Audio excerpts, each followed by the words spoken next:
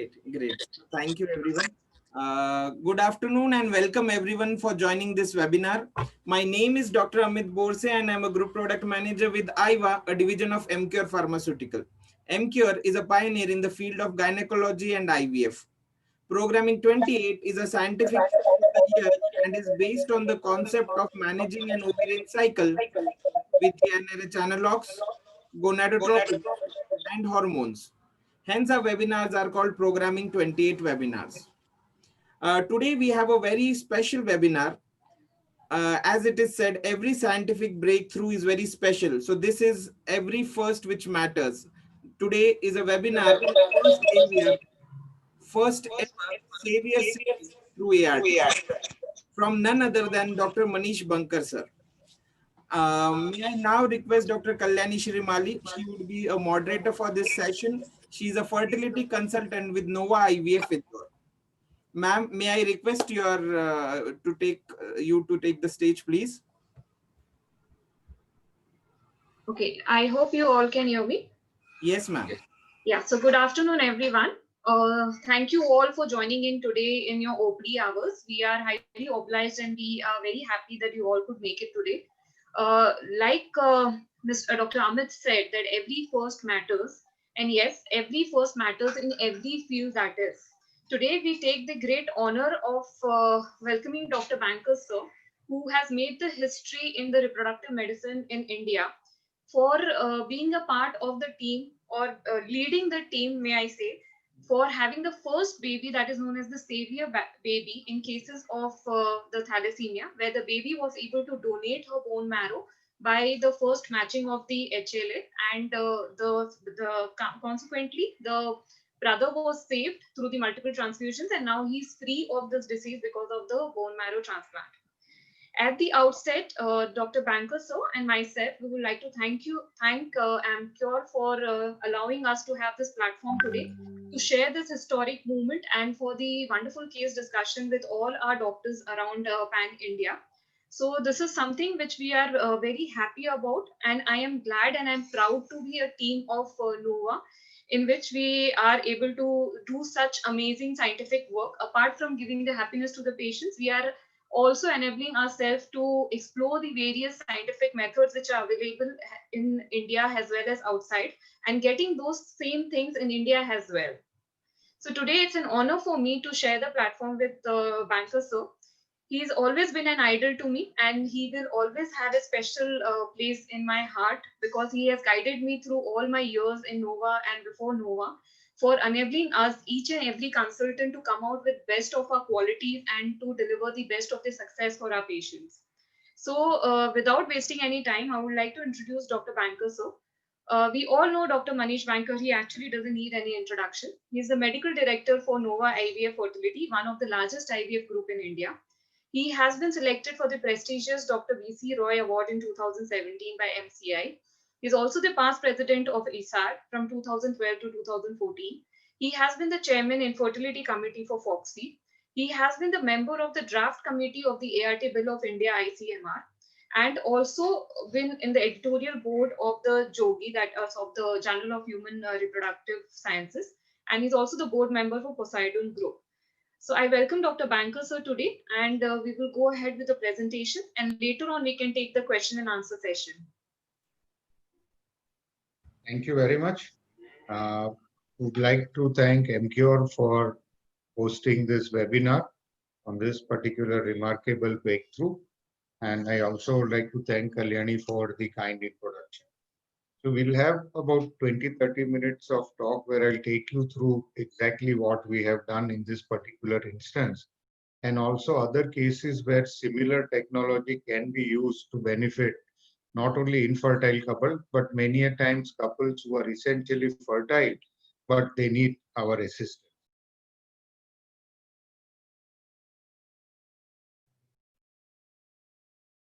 So before we go into the details, let me start with what exactly is thalassemia.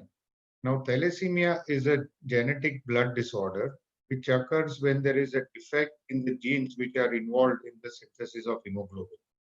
So what happens to people who have thalassemia is that they're not able to make enough hemoglobin. And this leads to mild, moderate, or severe degree of anemia, depending on whether it is thalassemia minor or thalassemia major. And once they become anemic, if the hemoglobin levels are extremely low, they start suffering from consequences of severe anemia.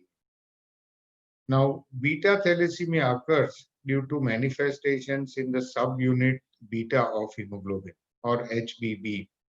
Now, because of HBB blockage, it leads to a decreased production of the beta chain, and the body's inability to construct new beta chain leads to the underproduction of hemoglobin A.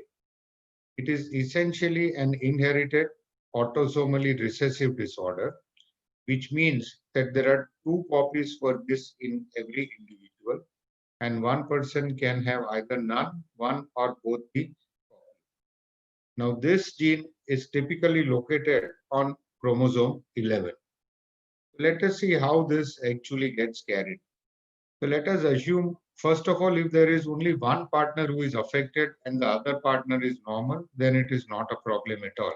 Because at best, you would have a child who has thalassemia minor. The problem arises when both the parents are carriers and have thalassemia minor. Both will have one gene for thalassemia and one normal. Now, when they marry and they have a child, there are three options or three scenarios. One is that the child inherits the defective or the mutant gene from both the parents. And this would happen in 1/4 or 25% of the children, and that child will have thalassemia major. In another 50%, they would inherit one normal and one abnormal gene, and this 50% will exhibit symptoms of thalassemia minor, or they would be carriers. And the balance 25% will inherit the normal gene from both the parents and would be essentially thalassemia free. So this is how the disease gets transmitted from generation to generation. The only way to block the transmission of disease is to avoid babies who have thalassemia major. Having a thalassemia minor or a thalassemia free child is not a problem. So you just have to block this 25% transmission. Balance 75% of the children would be essentially normal or only carriers. Now, this is a fairly common condition, and it is present in up to 3% of the population in southern India and a much higher 3 to 15% in northern India.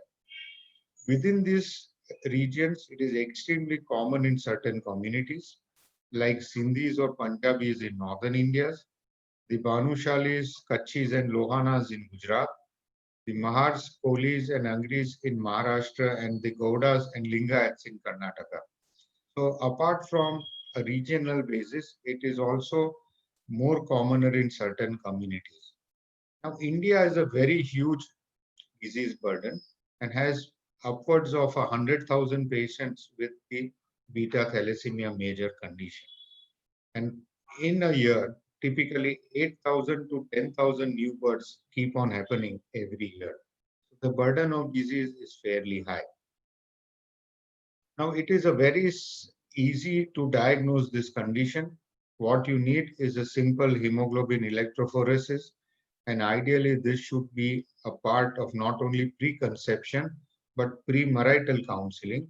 And now there are quite a few programs where even school-going children are tested for this particular hemoglobinopathy.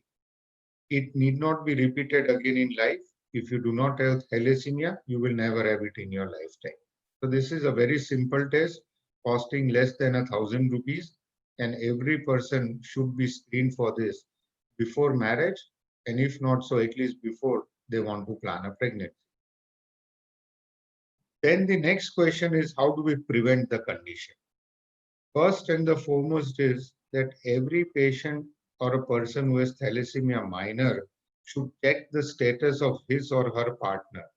Because if, as I had mentioned earlier, if only one of the partner has thalassemia minor and the other person is normal, then the risk of developing thalassemia major does not happen. So if you have one partner who is thalassemia minor, you must check the status of the other part. If the patient comes during pregnancy and is at risk when both the parents have thalassemia minor, you should counsel them to undergo either a chorioambullus sampling or an amniocentesis to find out whether the child is normal, carrier, or has thalassemia major. And if the child has thalassemia major, we can offer them the option of terminating the pregnancy.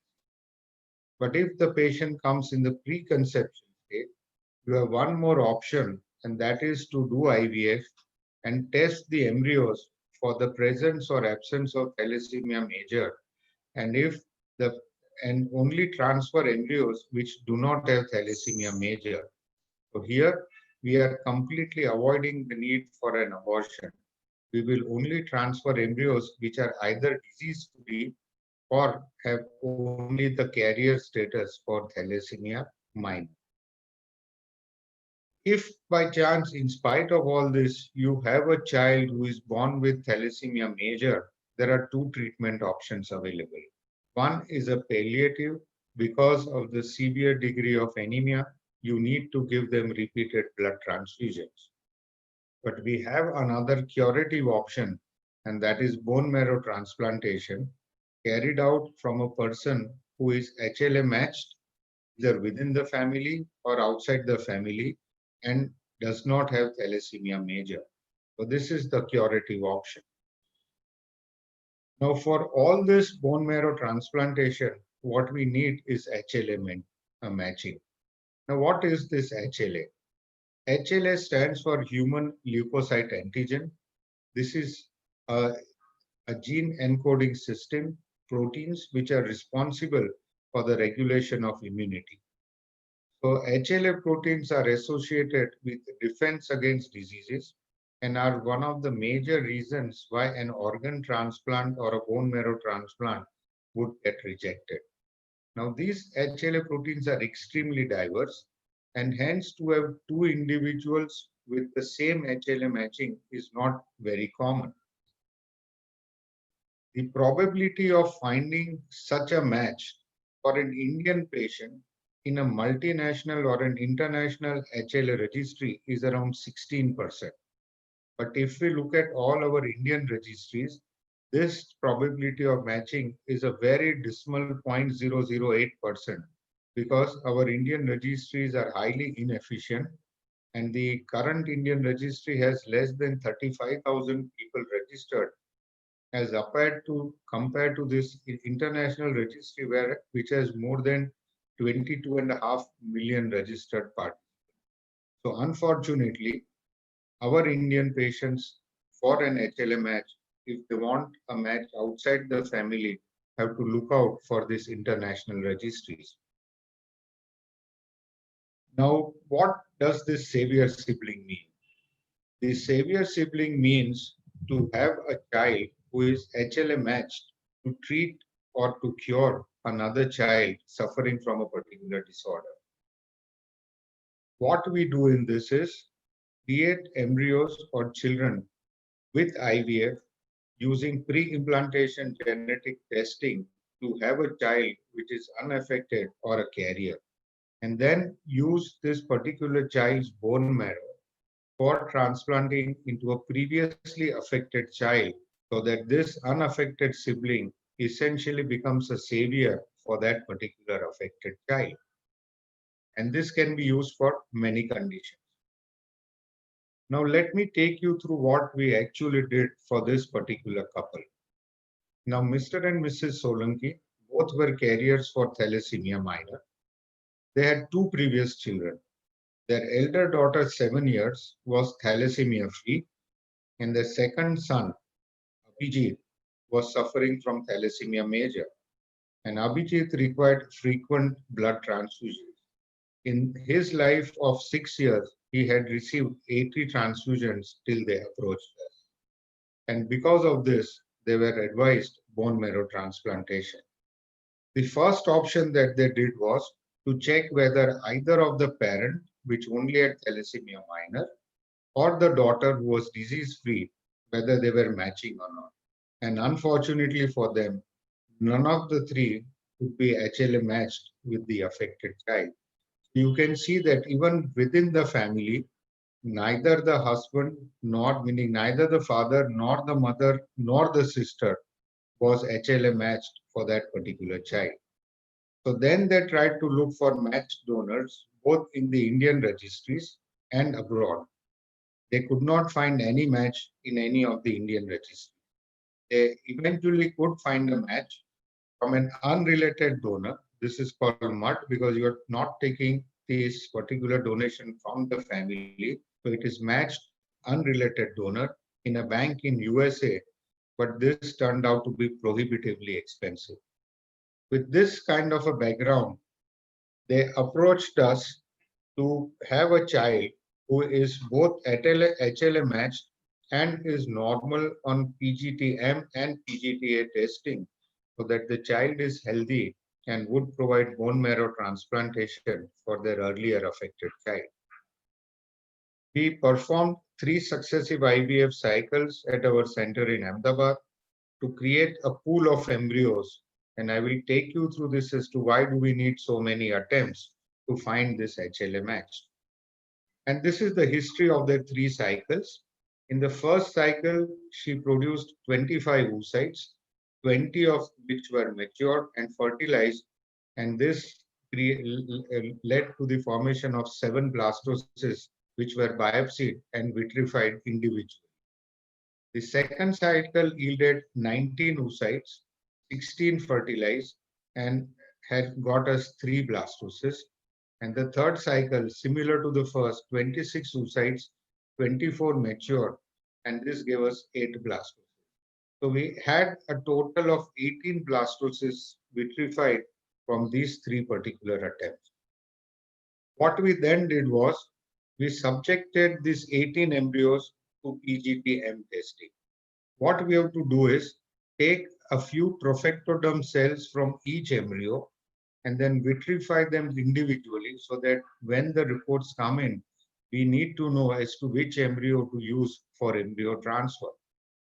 Out of these 18 embryos which were subjected to PGT-M testing, only 2 were disease-free. So the disease-free rate was only 11%. 8 of the embryos were thalassemia minor. This means normal carrier, 44%. And the balance 8 had thalassemia major. So from this pool of 18 embryos, we were left with 10 embryos which did not have thalassemia major. They then underwent HLA matching, and what we found is that from the normal and the carrier, only 1 each was HLA matched for the particular affected child. So from the pool of 18 embryos, we were now down to 2 embryos which satisfied both HLA matching and being either disease-free or being thalassemia minor. We then subjected them to PGT aneuploid screening because we did not want this particular embryo to be affected by any other condition also. And out of these 2, we found that only 1 embryo was euploid. The other embryo carried a genetic abnormality. So from the 18 embryos, we were down to a single embryo which satisfied all the criteria. So from 18 embryos of 3 cycles, 10 were after PGT, either normal or a carrier. 5 of these were matched, but 3 of these were abnormal. 1 was PGTA normal with all the HLA matching. So 1, A5, euploid, HLA matched, disease. It was not a disease-free. This child is thalassemia minor, was available with us for embryo transfer. So this embryo number AS36 is the only embryo which is a match, is normal on euploid on the screening, and has only thalassemia minor. So this single embryo was then transferred after it was warm in a hormone replacement cycle. We prepared the endometrium with estradiol valerate 8 milligram, and once the endometrium was 9.9 millimeters, we added oral dydrogesterone and vaginal progesterone. This embryo implanted successfully, progressed till full term, and Mrs. Solanki delivered a healthy baby girl of 3.7 kilograms through elective cesarean section on 30th October 2018. Post-birth, the child was again tested to find out whether she was an HLA matched with the affected sibling, because what we had tested was on the embryo. We need to be sure that the child also was a match. So we took blood samples and it was found that the child was a perfect 10 by 10 HLA match for the sibling. Then came the issue of when to do the bone marrow transplantation. And we needed to wait for a period of 1.5 years because the child's weight need to be in the range of 10 to 12 kilos before we can attempt a bone marrow transplantation, because this child otherwise is too young to have the bone marrow transplant. The bone marrow transplant happened on 17th of March 2020. The Abhijit accepted this bone marrow, and since March 17, 2020, he is transfusion free. Otherwise, till then, he required a blood transfusion once every 20 days. And in this 7-month period, he has not required a single blood transfusion. Of course, he will require periodic monitoring for the rest of his life, but till now it has been accepted, and by all practical means, he would now remain disease-free. Now, it is important that this multidisciplinary care, even though it is the best curative for such children having thalassemia major, the challenge is that only 30% of such patients who approach find a suitable donor within the family, because there is a huge need of finding both a HLA matched and a disease-free embryo. What these studies have shown that the high probability of finding this a match gives a more cost-effective and a novel treatment option, because this gives the couple the chance of not only having a savior sibling, but having another child who is both healthy and disease-free. Now, in addition to this, the same technique can also be offered for other conditions. We offer PGTM for evaluating an embryo which is at a risk of a particular genetic disorder when both the parents are carriers for a single autosomal recessive disorder. Typical example is thalassemia, that if both have carriers for this recessive gene, they will not exhibit the disease, but the disease will get manifested only in 25% of the offspring.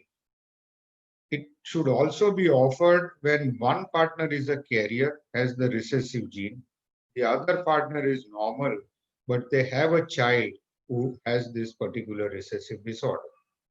Or when one of the partners has a gene for an autosomal dominant disorder, or when one partner is a carrier for an X-linked disorder, and the typical example for this is hemophilia. And if we want to use this as a savior child as well, then we can combine this with HLA matching. So certain conditions for which it is offered is thalassemia, which is autosomally recessive, cystic fibrosis, also autosomally recessive, Huntington's disease, autosomally dominant, certain muscular dystrophies, commonest is Duchenne's, which is X-linked recessive, spinal muscular atrophies, or Tay-Sachs disorder. And the list is endless. There are a few hundred disorders for which you can offer PGTM testing. This process is fairly long, and let me take you through how this happens. So the first phase, which lasts for about 6 to 8 weeks, involves consultation and counseling. We need to find out exactly what is the mutation, and for this, we need to test both the parents, and if we have an affected child, that as well. So based on this, we need to develop a particular probe which will help us in identifying the genetic mutation in the embryo. This takes typically 6 to 8 weeks. Once the probe is developed, the couple need to undergo IVF cycles. The number of IVF cycles that you need depends on the ovarian reserve and the need for the embryo. We need to create blastocysts, do a biopsy, pull the blastocysts, and freeze them. We then have the process of doing the PGD, the PGS, and the HLA testing if required. This takes another 2 to 3 weeks. So the whole process still now takes something around 2.5 to 3 months. We then do the standard frozen thawed embryo transfer cycle and monitor the pregnancy. From the time the patient approaches you and has a healthy child, it would typically take a year and a half. How does this compare with a bone marrow transplant? As I mentioned earlier, for this particular couple, when they approached an international registry, the cost of having the bone marrow transplantation from a matched unrelated donor came to approximately 50 lakhs. In addition to this, there was a nearly 35 to 40% chance of graft rejection because this was an unmatched donor. As opposed to this, if we do the process of PGT-A, PGT-M with HLA, depending on the number of cycles they need to undergo, it would be around 4 to 5 lakhs.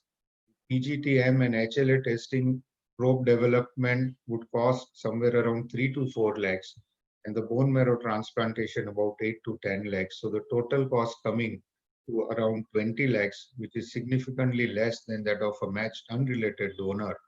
And secondly, the risk of rejection here is less than 20% because the HLA matching would be far more better because this is a sibling. In addition to this, let us see what would happen if we don't do this. Now, if we don't treat this person with thalassemia major and the child keeps on getting blood transfusion, the requirement of the transfusion keeps on increasing as the child grows from once every month at birth to about once every 7 to 10 days by the time they reach 20 years. Each transfusion carries with its own the risks of transfusion, and they also need chelation therapy because of iron overload. In addition, this child, because of the degree of anemia, is more prone to infection. Because of all this, the average lifespan of a person with thalassemia major is approximately 25 to 30 years, whereas after a successful bone marrow transplantation, this risk completely goes away.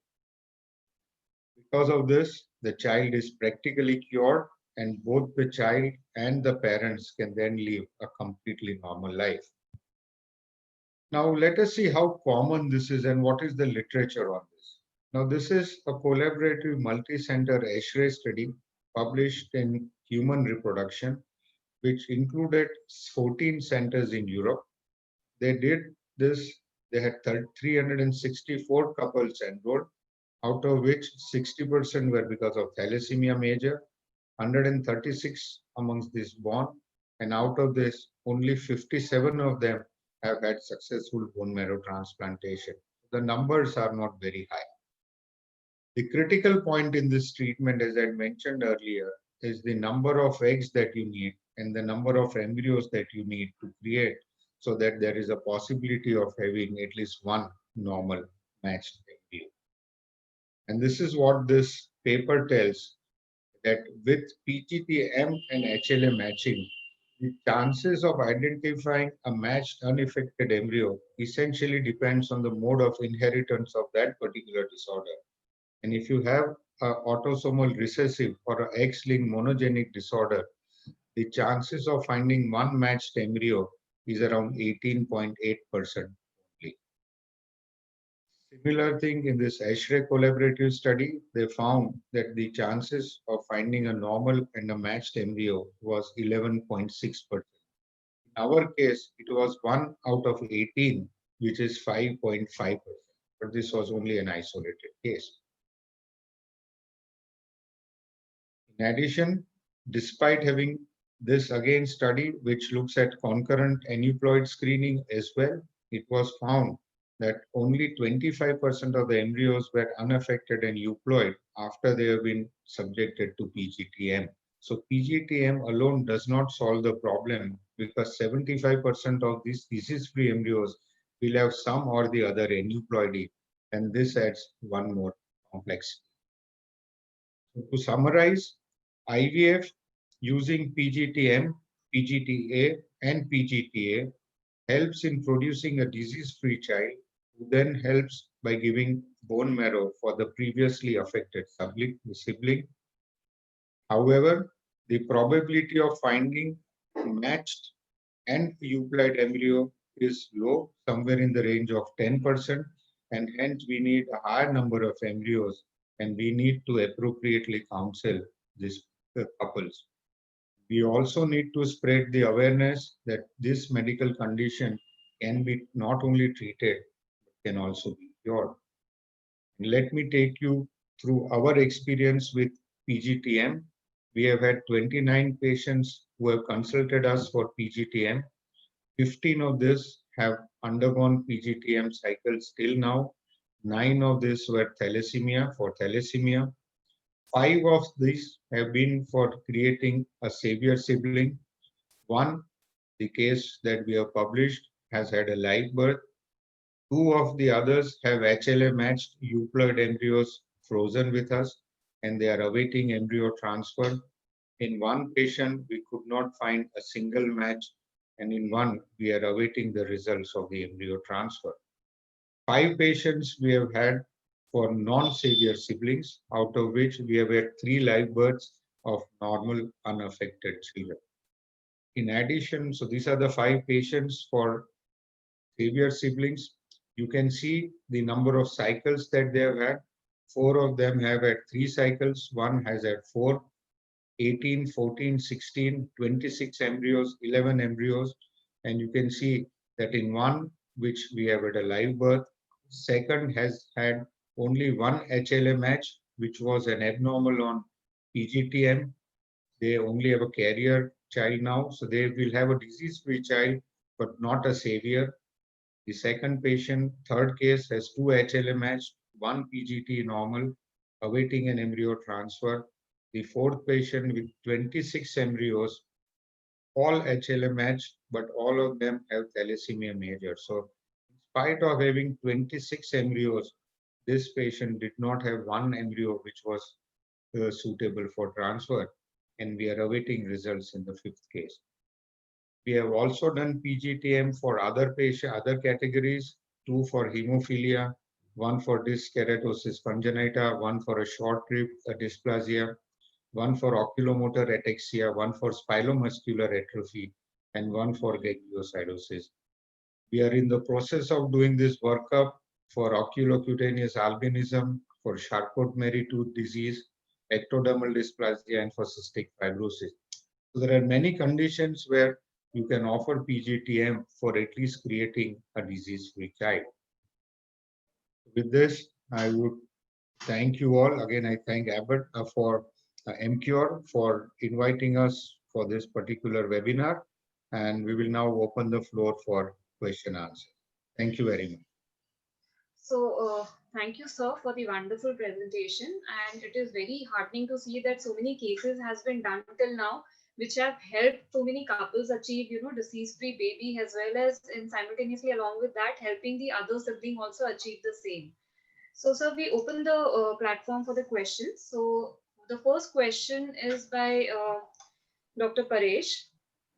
He has asked that, are there any chances that in spite of having HLA matching in the embryo, it turns out to be not matching after the birth?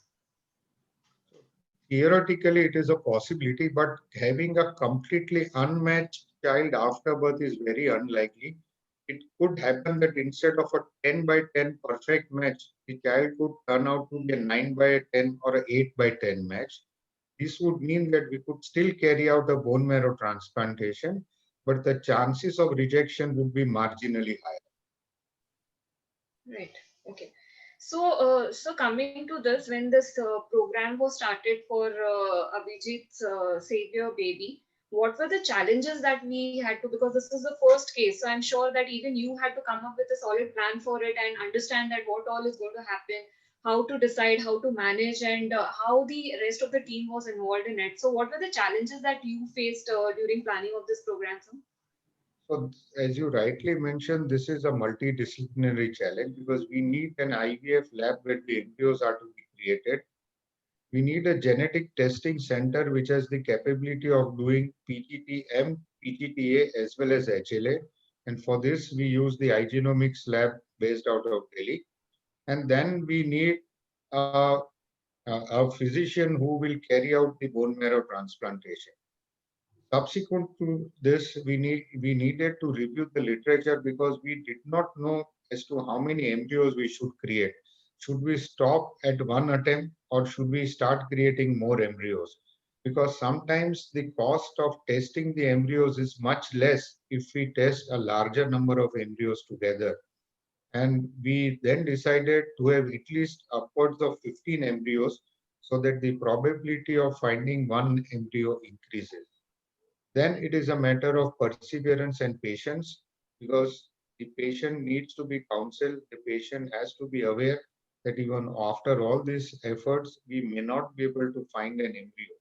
And then it was a question of real intense waiting because we started getting reports stage by stage and embryos started getting eliminated.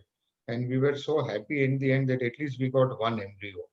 And then came the challenge of having a single embryo to be transferred and hoping that that embryo would implant and give rise to a live birth. But since the embryo is also PGTA matched, the probability of a pregnancy was higher.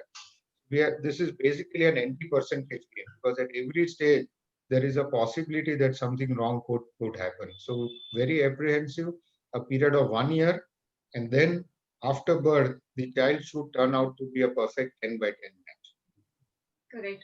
So it's been a lot of hard work that has been put in and a lot of planning that has gone into planning of this program. But eventually, yes, all that ends well is always good for us. So coming to the other question, sir, like you mentioned that the lab should have the PGTM facility, the PGTA. So sometimes we all get confused about, how are we going to decide which patient is for what? So if you could just elaborate a little, what different type of PGS do we have available with us in the lab?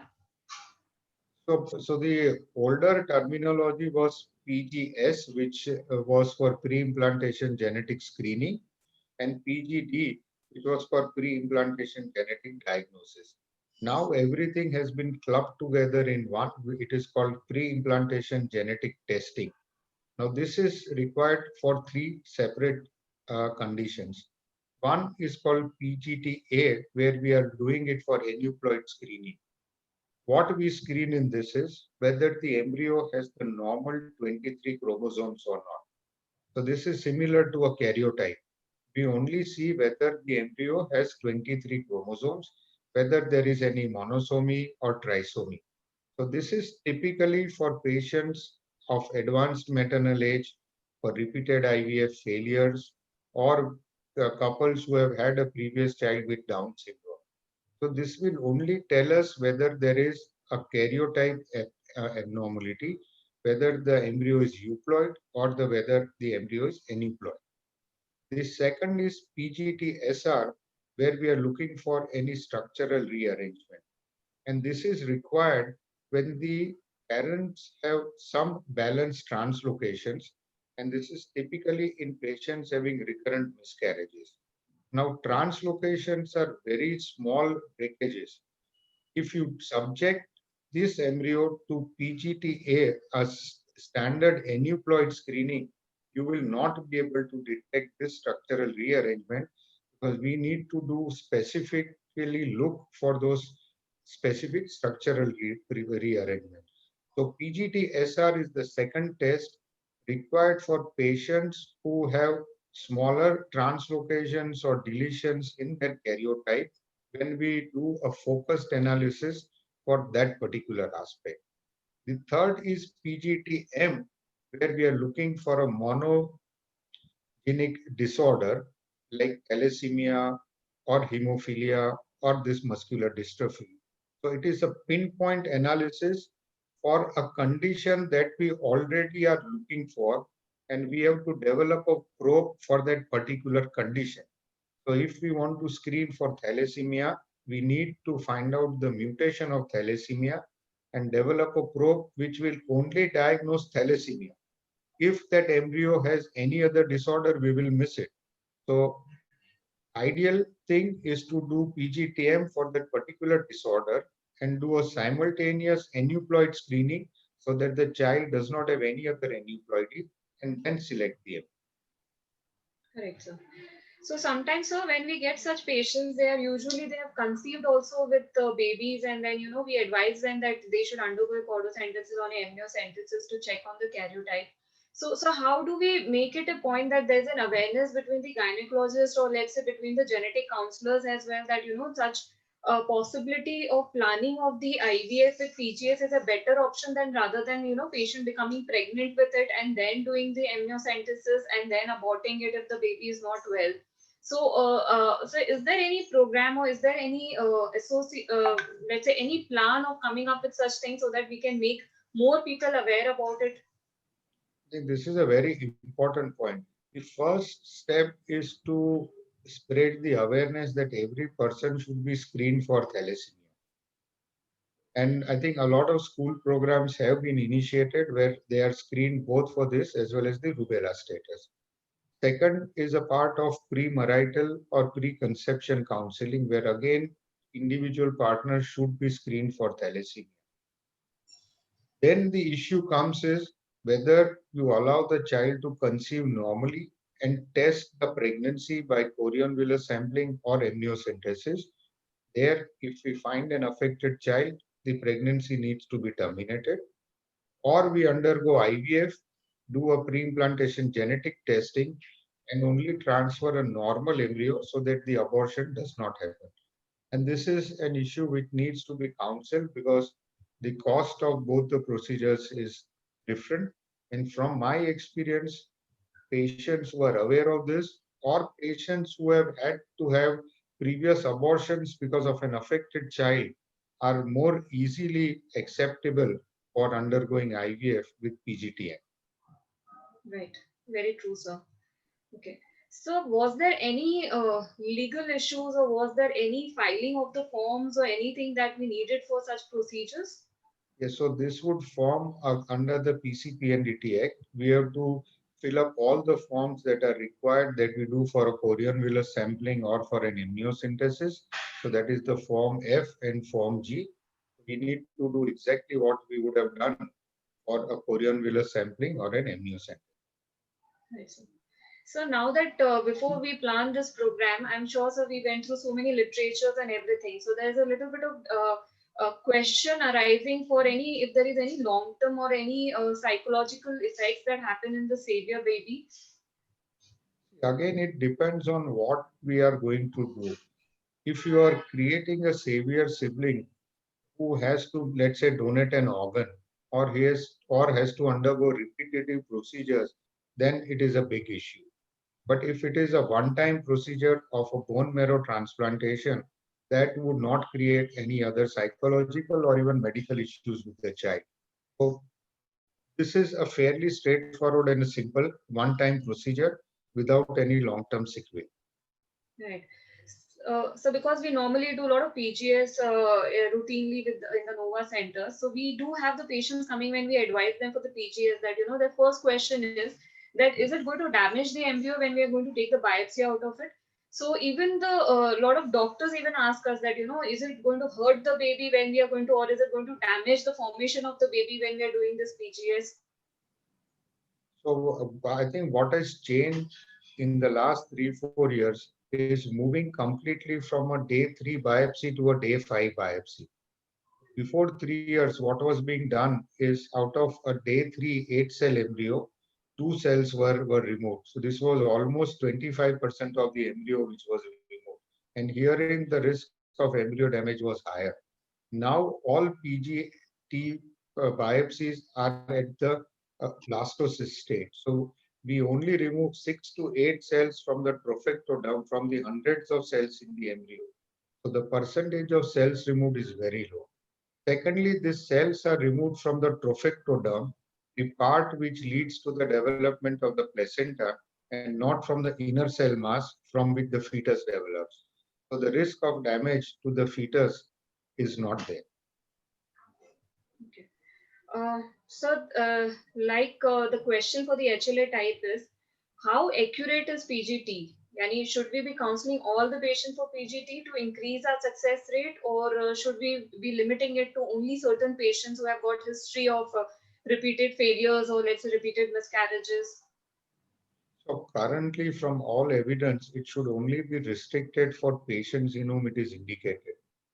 The reason behind this is that in a young, good prognosis patients, the percentage of normal embryos is going to be high. Secondly, there is also the issue of mosaicism. So mosaicism means that some cell lines in a person are different. So sometimes it happens that you have an embryo which has a mosaicism, that means some abnormal cell lines and some normal cell lines. And this adds to the confusion.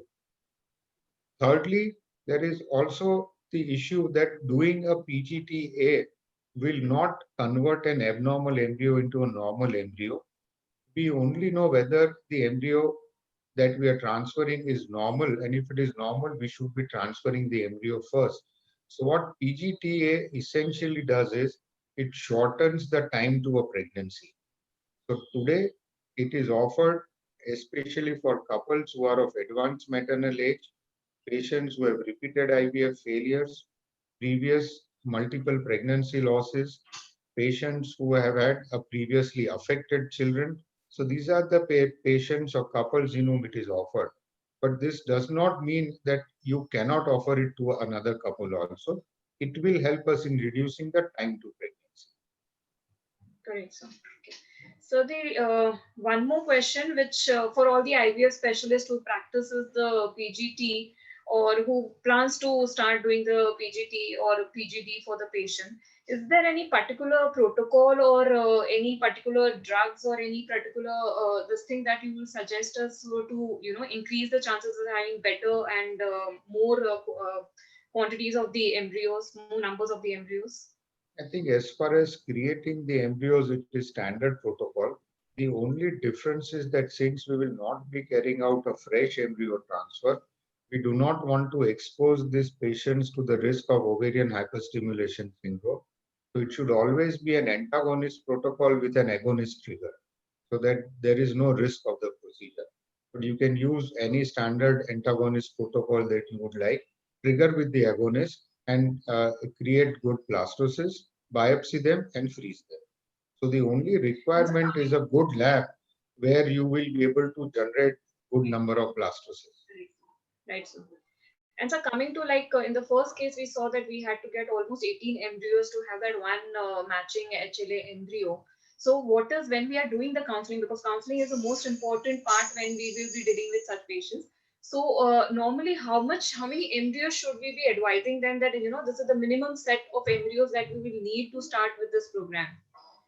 If you look at all literature, the chances of having one embryo which matches and satisfies all the criteria is roughly around 10 or 11%. Keeping this in mind, around 15 embryos is what one should aim for. Around 15 embryos. Okay. So when we start our counseling, we should be able to inform our patient that this is probably what they will need, how many number of cycles, probably depending on the first cycle, how many they are able to generate the embryos. Especially if you are also looking at HLA matching. If it is only PGTM, then maybe around 10 or 8 to 10 embryos is fine. But if you are also looking at HLA matching, then we need at least 15 embryos. Okay. So I think so. Thank you so much for answering all the questions that we had got till now. Is there anything else that you would like to let the people or let the gynecologists know about that, how we should be planning, or what are the other technologies that we are expecting that should be available in the next few years? I think the one change which might happen in the next year is the non-invasive PGT. One of the questions which you asked was the concerns related to embryo biopsy. People are working at a non-invasive PGT similar to the NIPT, which is offered in place of an invasive test. that the culture media or droplets of culture media are taken and the chromosomes which are expressed in the culture media are being tested. Currently, the concordance rate is only around 90%, but I'm sure this will improve with time. And once we have this, the whole issue of embryo biopsy will ultimately go away. This will make it much more safer. Right, sir. Okay, thank you so much, sir, for answering all the questions. And I think we have cleared a lot of doubts regarding the PGT as well as the PGD also. And of course, this is a huge achievement and a huge milestone that has been there in the Indian reproductive history. Congratulations one more, sir, one more time to you, sir, and the entire team. And I am super proud to be a member of the NOVA team, sir. Thank you so much, sir. And I will invite Mr. Rajiv to close down the session today. Yes, madam. Thank you very much, madam. Just on behalf of MCure, I would like to thank Dr. Manish Bankar, sir, for agreeing and having this webinar. And we are really privileged and honored, sir, to have you on this board. And you are a legendary personality, and you have revolutionized the whole IVF industry, created a huge name with the NOVA, and we are really privileged. And first of all, let me congratulate on behalf of MCure for a historic and legendary achievement of first ever savior sibling through ART, sir. Congratulations wholeheartedly from the team of MCure. And we are very committed to spread science in pandemic. We have done more than 120 webinars, and we look forward to have more in future, sir, with you. And we wish you very safe and healthy life. Thank you very much, sir. Thank you, Dr. Thank you very much. Thank you. Thank you very much. Yeah, It's thank been you. a pleasure. Thank you. I think we should all applaud for Dr. Banker for this achievement. Thank you very much. Thank you, sir. Congratulations, sir. Thank you very much. Thank you. Yeah. Thank you, sir. So with everybody's permission, I will now close the session. Thank you. Thank you.